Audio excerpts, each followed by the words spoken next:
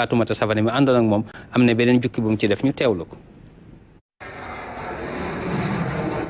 Air Sénégal International nekk ci ay jafe-jafe ci wàllu koom compagnie aérienne bi nag am ay bor yoo xam ni faaw mu fay ko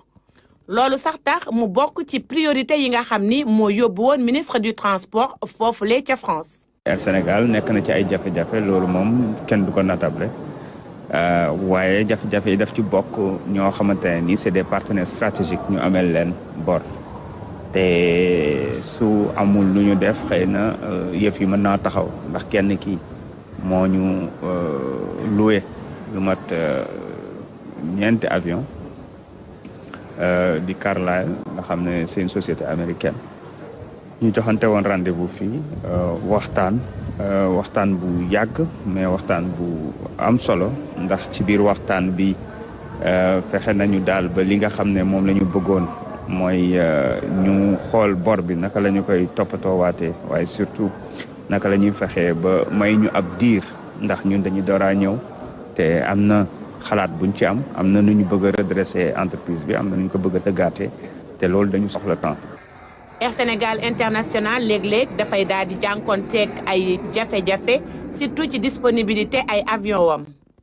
ministre El Malick Ndiaye nag dafa rek bëgg daa dee yokk la nga xam ne rek lu yees lay doon ngir compagnie aérienne bu Sénégal bi daa dee jóg ci kaw. Air Sénégal bi ñu koy taxawal dañuy jëndoon ay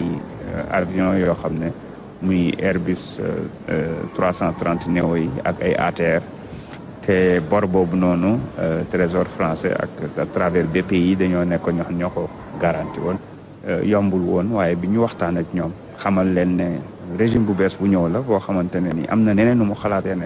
noonu la ñu war a tëggee suñu compagnie nationale maanaam bañ a yem rek ci di yóbbu ak indi ay passagers waaye ñu jéem ko def groupe boole yeneen secteur dugal ko ci biir nga xam ne dinañ mën a def handling bi dinañu mën a def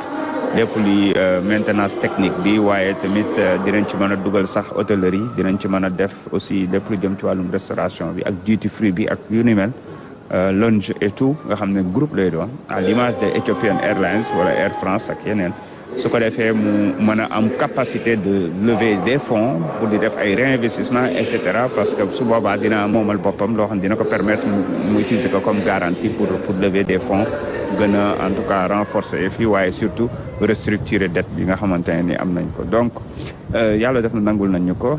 ginnaaw bu mu bokkee ci ay desserte yoo xamante ne fii ci biir réew mi lay amee Air Sénégal International day yóbbu fépp ci continent yi ci biir àdduna bi boo ko jëlee ci aéroport international Blaise Diagne mu doon compagnie boo xam ne nag Afrique bi yëpp nawloo nañ ko mu doon loo xam ne itam compagnie bi war na ko wuyoo ndax nag yeneen yi ni mel ci biir àdduna